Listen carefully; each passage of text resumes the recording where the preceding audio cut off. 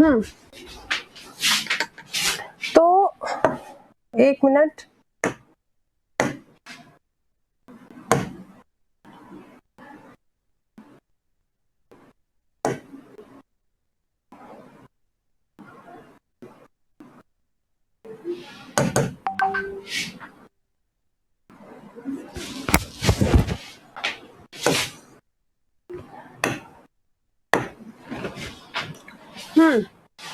कल हमने सभ्यता और संस्कृति के बारे में थोड़ा बहुत पढ़ा। कौन बताएगा सभ्यता क्या है, संस्कृति क्या है?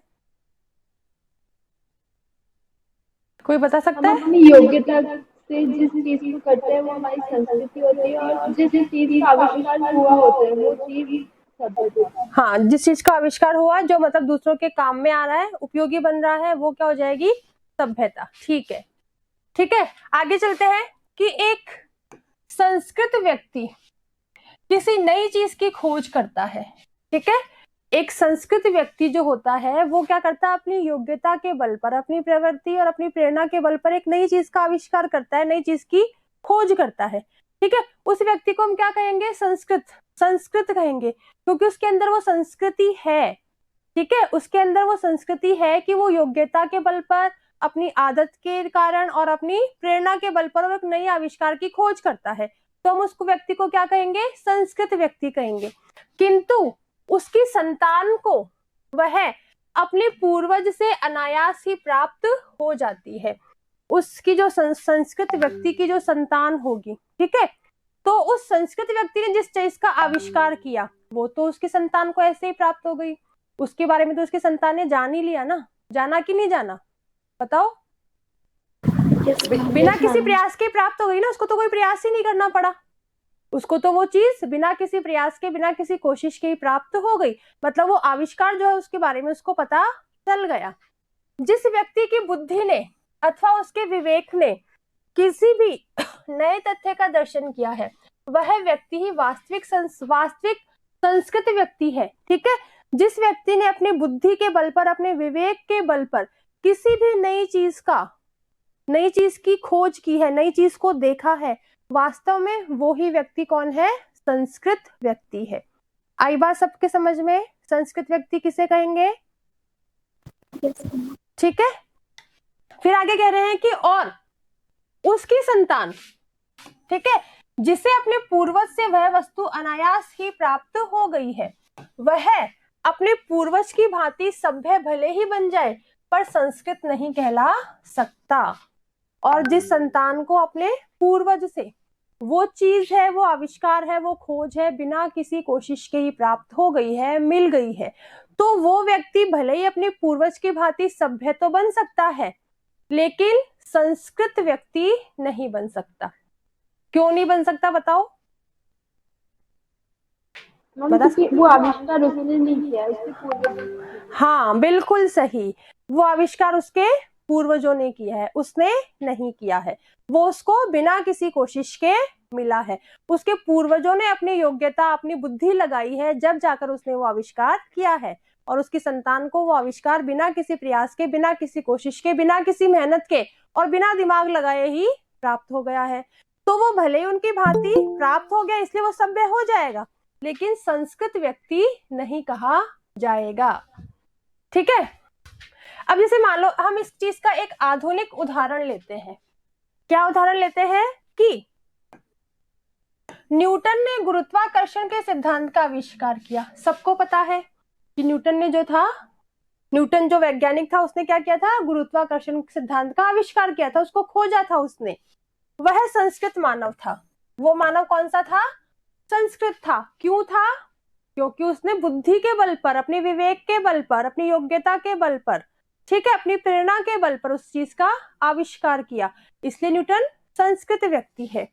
और आज के युग का भौतिक विज्ञान का जो विद्यार्थी है वो न्यूटन के गुरुत्वाकर्षण से परिचित तो है ही। आज के सब लोग जानते हैं कि न्यूटन ने गुरुत्वाकर्षण की खोज की, और गुरुत्वाकर्षण क्या है सब लोग जानते हैं। ठीक है, फिर लेकिन उसके साथ उसे और भी अनेक बातों का ज्ञान प्राप्त है। इसके साथ साथ न्यूटन के आविष्कार के साथ साथ उसे और वैज्ञानिकों ने जो आविष्कार किए हैं उन सब के बारे में भी इन विद्यार्थियों को पता है। ठीक है ना, वो सिर्फ न्यूटन का आविष्कार नहीं जानते हैं, और जो आविष्कार हो चुके हैं उनके बारे में भी ये विद्यार्थी जानते हैं। फिर क्या है, लेकिन जिनसे शायद न्यूटन अपरिचित ही रहा होगा, यानी कि इन विद्यार्थियों को उन आविष्कारों का पता है जिन आविष्कारों को न्यूटन नहीं जानता। क्यों नहीं जानता था न्यूटन उन आविष्कारों को, कोई बता सकता है? क्योंकि वे उस समय तक रहा नहीं। हाँ बिल्कुल राइट, करेक्ट। ठीक है, क्योंकि उस समय तक न्यूटन जीवित ही नहीं था, वो तो पहले ही मर गया था। तो उसके बाद में जो आविष्कार हुए उसको वो कैसे जानेगा? ठीक है ना, तो न्यूटन भले उससे क्या है, परिचित रहा। ऐसा होने पर भी, यानी कि उन आविष्कारों को न्यूटन नहीं जानता, लेकिन आज के भौतिक विज्ञान के जो विद्यार्थी हैं उनको उन आविष्कारों को पता है। तो विद्यार्थियों को न्यूटन की अपेक्षा अधिक सभ्य भले ही कह सके, हम उनको सभ्य भले ही कह सकते हैं कि भाई ये जो विद्यार्थी है भौतिक विज्ञान के, वे सभ्य है, लेकिन पर न्यूटन जितना संस्कृत नहीं कह सकते। लेकिन न्यूटन जितना संस्कृत व्यक्ति था उतना संस्कृत व्यक्ति नहीं कह सकते। यदि वो भौतिक विज्ञान के विद्यार्थी अपने बुद्धि और अपने विवेक से किसी कोई नया आविष्कार करे, तभी वो संस्कृत व्यक्ति की श्रेणी में आएंगे, अन्यथा नहीं। आई बात सबके समझ में? यस। ठीक है, तो मतलब संस्कृत व्यक्ति और सभ्य व्यक्ति में अंतर पता चल गया सबको? Yes ma'am. यस, ठीक है। चलिए, अब मान लो आग के आविष्कार में कदाचित कहीं ना कहीं पेट की ज्वाला की प्रेरणा एक कारण रही होगी। पेट की जो भूख है वो जरूर इंसान को, उस समय के मनुष्यों को उस भूख ने आग का आविष्कार करने के लिए उनको प्रेरित किया। पहले मान लो मनुष्य क्या करता था, कच्चा मांस खाता था। ठीक है, कच्चा मांस खाने में जोर तो आता ही है ना भाई, चबाना पड़ता है, काटना पड़ता है, मतलब ऐसा अपन नहीं करते, लेकिन बता रही हूँ मैं बात, ठीक है ना। जो मांस खाता है, जो मांसाहारी लोग हैं, तो कच्ची चीज खाएं और एक पकी हुई चीज खाएं, टेस्ट हमें किसमें ज्यादा आता है, पकी हुई चीज में। चाहे तुम शाकाहारी कोई भी चीज ले लो, सब्जी को तुम पकाकर खाओगे उसका अलग टेस्ट है, और जैसे माने लौकी है उसको तुम कच्ची खा सकते हो, कद्दू को कच्चा खा सकते हो, बैंगन को कच्चा खा सकते हो, नहीं खा सकते, लेकिन उनको पकाकर हम खा सकते हैं। ठीक है, तो आदिम मनुष्य को किसने प्रेरित किया, उसकी भूख ने कि उसकी भूख जागृत हुई और वो चाहता था, या फिर संयोगवश ऐसा हुआ होगा कि हो सकता है कि उसका जो कच्चा मांस है वो आग में पड़ गया हो। ठीक है, फिर आग में पड़ने के बाद उसने जब उस मांस को खाया तो उसको ज्यादा स्वादिष्ट लगा होगा, तब उसने आग की खोज शुरू की, उससे प्रेरित होकर कि नहीं भाई, अब उसको पता चल गया कि नहीं ये चीज ज्यादा खाने में स्वादिष्ट लग रही है, तो इस चीज की खोज मुझे करनी है, और उस खोज करने में वो जुट गया। वहां पर उसने अपनी बुद्धि लगाई, अपना विवेक लगाया, अपनी योग्यता लगाई। ठीक है, और वो जब तक उसका काम पूरी नहीं हुआ तब तक वो बराबर अपनी आदत से उसको समय पर करता रहा। ठीक है, तो आग के आविष्कार करने के लिए व्यक्ति को उसकी भूख ने प्रेरित किया। ठीक है, और सुई धागे के आविष्कार में शायद शीतोष्ण से बचने तथा शरीर को सजाने की प्रवृत्ति का विशेष हाथ रहा है। और सुई धागे के आविष्कार में शीतोष्ण मतलब सर्दी और गर्मी से अपने शरीर को कैसे बचाया जाए, ठीक है, या अपने शरीर की सजावट कैसे की जाए, ये चीज है, उस चीज ने उन लोगों को प्रेरित किया होगा जिसने भी सुई धागे का आविष्कार किया। भाई हम कुछ ऐसा आविष्कार करें जिससे हमें सर्दी गर्मी ना लगे, ठीक है, हम ठंड से बच सके, गर्मी से बच सके, और हमारे शरीर की सजावट भी हो। जब ये उसके अंदर तीव्र इच्छा हुई होगी, ठीक है, जब उस व्यक्ति के अंदर ये तीव्र इच्छा हुई होगी तब जाके उसने सुई धागे का आविष्कार किया। तो ये चीज शायद उसको मतलब उस व्यक्ति को किसने प्रेरित किया? आग को खोजने के लिए व्यक्ति की भूख ने उसको प्रेरित किया। सुई धागे को खोजने के लिए व्यक्ति चाहता था कि वो सर्दी गर्मी से बच सके और अपने शरीर को सजा सके, इस बात ने उसको सुई धागा खोजने के लिए प्रेरित किया। ठीक है, लेकिन अब कल्पना कीजिए, अब हम यहाँ पर कल्पना करते हैं कि उस आदमी की, किस आदमी की, जिसका कि पेट भरा हुआ है, जिसका बहुत प्रकार के स्वादिष्ट व्यंजनों से पेट भरा हुआ है, उसको कुछ और खाने की इच्छा नहीं है, उसको मिल जाता है समय पर, अच्छी चीजें मिल जाती है, जिसका तन भी ढका है, जिसके शरीर पर कपड़े भी है, ठीक है, वो सर्दी गर्मी से भी बच रहा है और अपने शरीर को सजा भी रहा है। ठीक है। फिर लेकिन क्या है, हाँ यहां से, लेकिन जब वह खुले आकाश के नीचे सोया हुआ, लेकिन जब वो खुला आकाश है, धरती पर सो रहा है, ठीक है, और रात के समय में जो आसमान में तारे जगमगा रहे हैं उनको देखता है, तो उसको केवल इसलिए नींद नहीं आती क्योंकि वह जानने के लिए परेशान है कि आखिर यह मोती भरा थाल क्या है।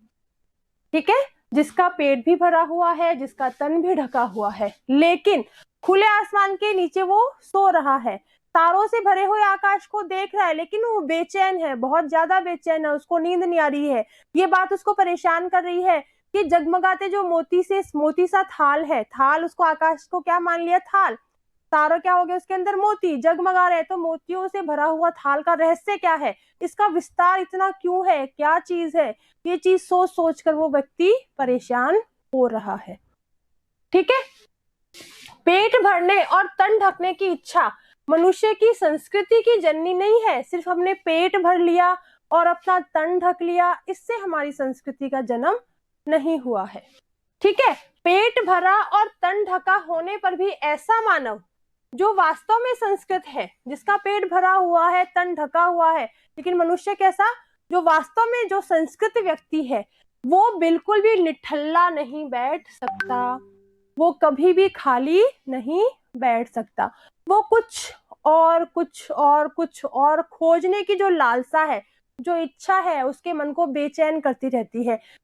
कुछ भी सोच लिया कि ऐसा क्यों है, ये ऐसा क्यों है, ये ऐसा क्यों है, वो उन चीजों का कारण जानना चाहता है, वो रहस्य जानना चाहता है कि आकाश में क्या है, या फिर जगमगाते तारे क्या चीज है, ये इतना बड़ा आकाश क्यों फैला हुआ है, इसके अंदर क्या है, वो चीजें उसको बेचैन कर रही है, वो बहुत परेशान है, वो जानना चाहता है इस विस्तार का रहस्य क्या है। ठीक है, वो व्यक्ति क्या करता है, कभी भी खाली नहीं बैठ सकता। वास्तव में जो संस्कृत व्यक्ति होता है वो खाली नहीं बैठ सकता, वो और नई नई चीजें ढूंढने में लगा रहता है। अब हमारी सभ्यता का एक बड़ा अंश हमें ऐसे संस्कृत आदमियों से ही मिला है, जो आज हम सभ्य बने हैं, इन संस्कृत व्यक्तियों के कारण ही बने हैं। ठीक है, जिनकी चेतना पर स्थूल भौतिक कारणों का प्रभाव प्रधान रहा है। ठीक है, जो भौतिक कारण है, जो स्थूल है, जो सिर्फ हमें दिखाई देते हैं, कोई क्रिया नहीं करते हैं, ठीक है ना, ऐसे जो भौतिक कारण है, किंतु उनका कुछ हिस्सा, एक तो इनके कारण हम सभ्य हुए, और कुछ हिस्सा क्या है, हमें मनीषियों से भी मिला है, जिन्होंने तथ्य विशेष को किसी भौतिक प्रेरणा के वशीभूत होकर नहीं, बल्कि उनके अपने अंदर की सहज संस्कृति के कारण ही प्राप्त किया है। एक तो हमें हमारी सभ्यता किससे मिली, जिन व्यक्तियों ने नए नए आविष्कार किए। ठीक है, उसके साथ साथ उन मनीषियों से, उन ऋषि मुनियों से, उन विद्वानों से भी मिला, जिन्होंने किसी भी तथ्य को, किसी भी कारण को भौतिक प्रेरणा के वशीभूत होकर नहीं जाना है, नहीं समझा है। उन्होंने क्या, उनकी जो अंदर की संस्कृति है, उनके जो अंदर के संस्कार हैं, ठीक है, उन संस्कारों के कारण ही उन्होंने प्राप्त किया है।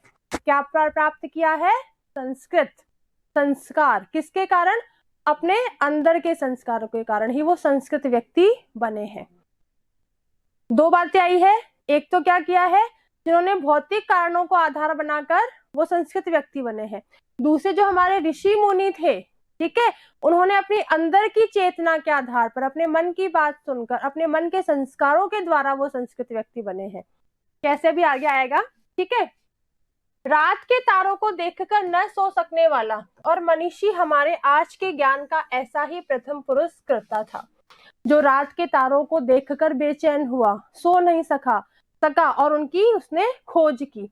एक तो वो व्यक्ति है जो प्रथम उसको पुरस्कार देना चाहिए, और जो दूसरे हमारे ऐसे ऋषि मनीषी, ऐसे ऋषि मुनि हुए, बड़े बड़े महापुरुष हुए, जिनके कारण क्या हुआ, जिनके कारण हमें ज्ञान मिला, अनेक प्रकार की चीजों का हमें ज्ञान मिला, हमने लोगों के बारे में जाना, धर्म क्या है, धार्मिक आस्तिक क्या है, नास्तिक क्या है, भगवान क्या है, कई चीजें हमने उनसे जानी।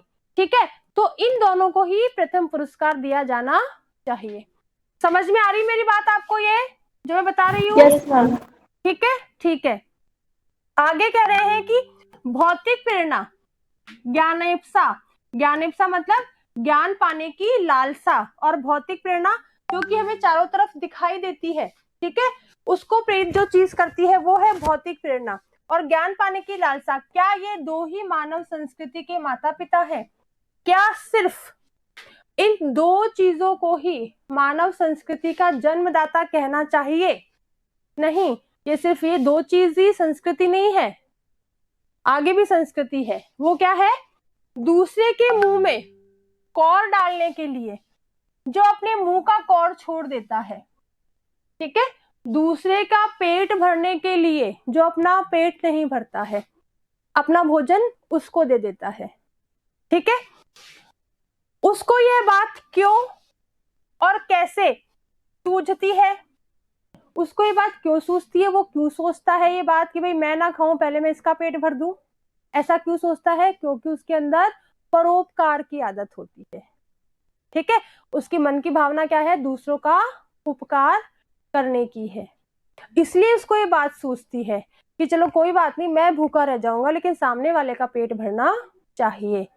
इसी प्रकार रोगी बच्चे को सारी रात गोद में लिए जो माता बैठी रहती है, वो आखिर ऐसा क्यों करती है? जिस माँ का बच्चा बीमार हो गया है, ठीक है, वो अपने बच्चे को लेकर, भाई वो सही हो जाए, उस बच्चे को लेकर सारी रात जागती रहती है, उसको गोद में सुलाए रखती है। वो ऐसा क्यों करती है? वह आखिर ऐसा क्यों करती है?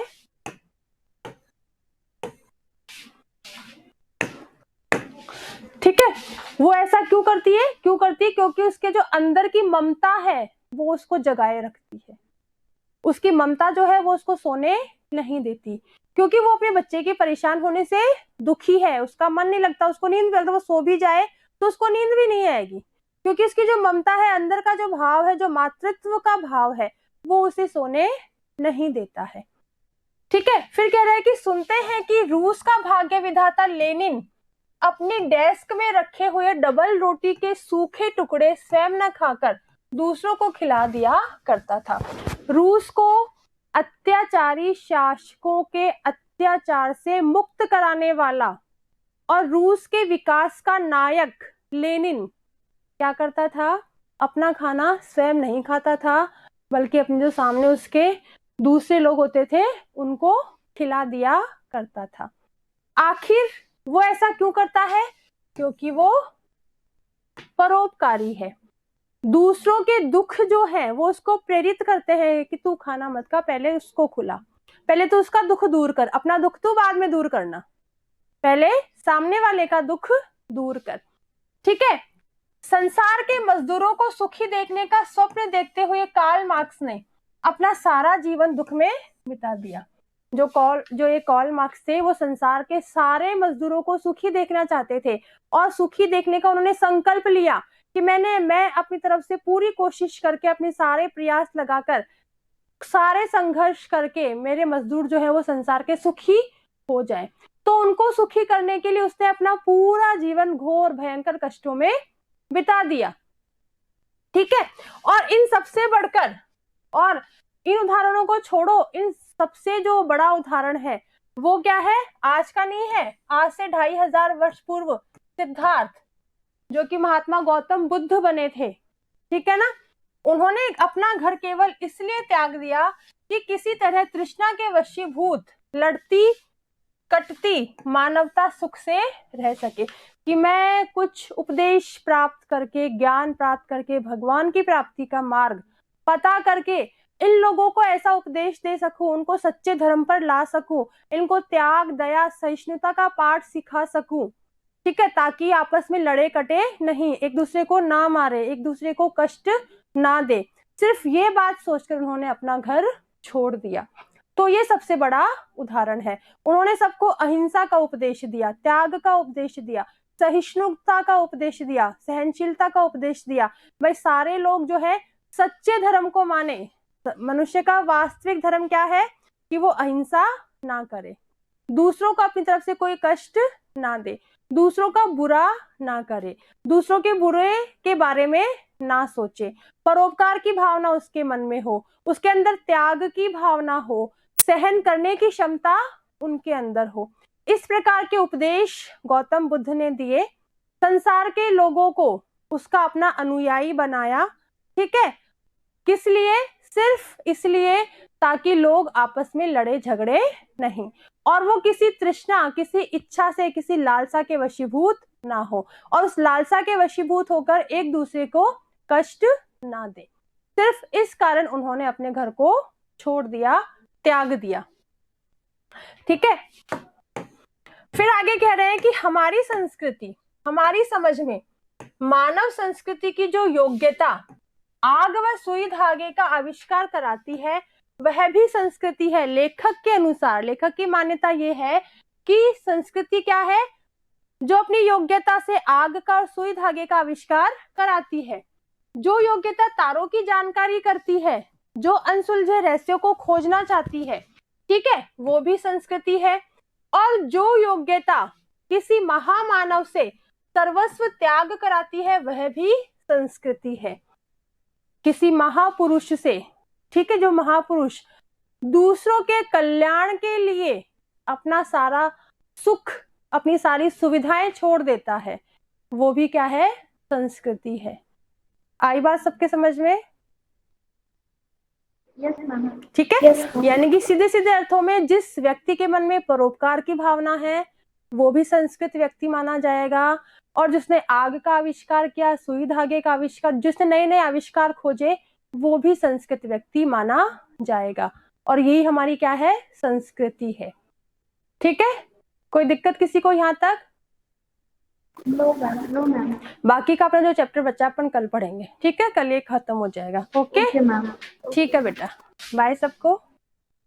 बाय बाय बेटा।